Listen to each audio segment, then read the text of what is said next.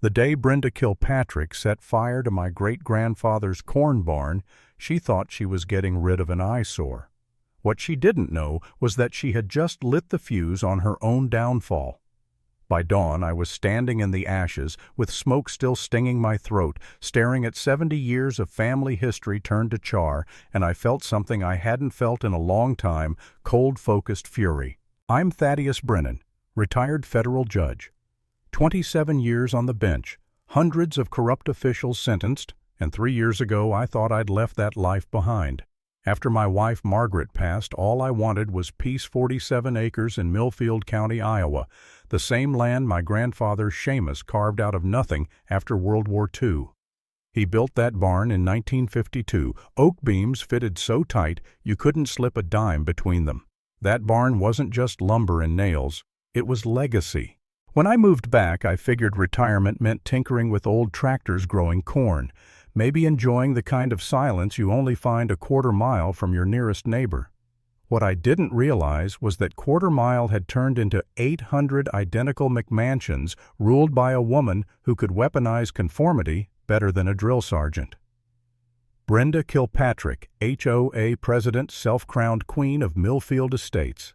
5'6" of bleached smile designer suits and stiletto heels that clicked like a countdown clock every time she marched up someone's driveway. The first time she appeared, I was elbow-deep in the carburetor of my grandfather's John Deere. Morning sun on red barn walls, diesel rumble, steady behind me. Then came those heels rapid fire on gravel, and that syrup and razor wire voice, "Mr. Brennan, we need to discuss your agricultural structures." She looked at the barn like it had personally insulted her bloodline. I wiped my hands on a rag and told her, "Plain ma'am, this property was grandfathered in before your subdivision was a sketch on a napkin. Your HOA has zero jurisdiction here." Her smile tightened eyes gone flat. "There are creative solutions to problems that affect our community's prosperity. I do hope you won't force us to explore them." A week later, the county's code enforcement officer showed up sweating through his shirt with a clipboard thick enough to stop bullets. 14 anonymous complaints in 1 week, noise, rodents, dust, septic violations. He admitted off record that Brenda had pressured him, voicemail receipts and all. That was the first red flag. I'd dismantled enough rackets to smell extortion when it drifted across my fields. The harassment snowballed. Letters, fines, threats.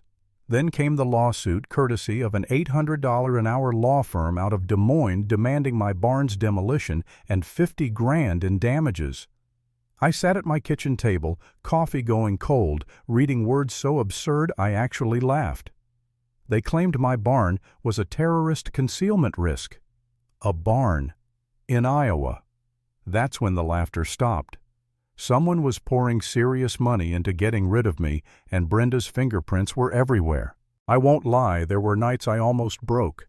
Nights when the power cut out for the 3rd time in a week, when the water pressure dropped to a trickle, when the local paper ran anonymous letters painting me as a paranoid recluse. Alone in the dark generator chugging, I asked myself, maybe I am being difficult. Maybe I should just sell and walk away. Margaret's picture sat on the mantel, and I whispered to it like she could hear me. Am I fighting for pride or for something that actually matters? For a moment, I almost believed the easier road was to give up. But then neighbors started showing up. Linda, the widow down the road, handed me a stack of Brenda's violation notices, absurd fines that bled her savings dry. Marcus Rodriguez told me about the $80 citations for leaving a basketball hoop out past sunset, about Brenda threatening his wife at the grocery store. Jennifer Walsh laughed bitterly about the day she was fined for a garden gnome apparently attracting the wrong element. One by one, their stories piled up, and my doubt curdled into resolve. Brenda wasn't just after me, she was preying on everyone too tired or too broke to fight back, and that I couldn't stomach. I called my old clerk Michael Chin, now a civil rights attorney feared from Chicago to D.C., and I reached out to Agent Sarah Kowalski at the FBI. Within days, the picture came into focus. Shell companies snapping up farmland, kickbacks tied to county contracts, Brenda and her husband orchestrating a land grab worth hundreds of millions, my 47 acres the final puzzle piece. This wasn't petty HOA nonsense. This was racketeering, plain and simple. Brenda's desperation grew uglier. She sent a county commissioner to offer me a generous $400,000 for land worth triple. When I refused, the threats got thicker: tax audits, inspections, anonymous tips to social services against my neighbors. And then the fire, that final act of arrogance. She thought torching my barn would force me to my knees. Instead, it gave me the last piece of evidence I needed: federal arson, conspiracy, abuse of office. The FBI wired my property, set up surveillance, and by the time the next HOA meeting rolled around, we had enough evidence to take down a small government. The community center overflowed, hundreds crammed inside, reporters packed shoulder to shoulder. Brenda strutted in wearing Armani, voice dripping with authority as she called the meeting to order. She still thought she owned the room. She had no idea her kingdom was seconds from collapse. I stood in the back holding my grandfather's charred hammer in a clear evidence bag. When I stepped to the podium, the room went silent. My name is Judge Thaddeus Brennan, retired. 3 months ago, Mrs. Kilpatrick began a campaign to drive me off my land: harassment, intimidation, arson. What she didn't realize was that she was documenting federal crimes every step of the way. I projected bank transfers, shell company records, recordings of her bribes. Then I played the tape, her voice crystal clear. "We can make your legal problems disappear if you sell."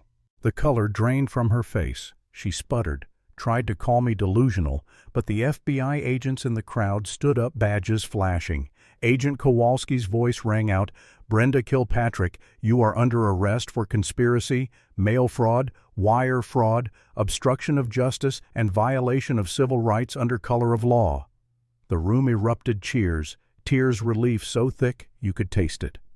Fitzpatrick tried to bolt for the door but was slammed into cuffs before he made it 2 steps. Years of petty tyranny collapsed in seconds. As they led her away, I leaned into the microphone one last time. "Mrs. Kilpatrick, you once told me there were creative ways to solve community problems. Turns out you were right, though I doubt federal prison was what you had in mind. And that's the truth of it. When someone abuses power long enough, they start believing no one can stop them. But the law doesn't bend to tyrants. It bends toward justice.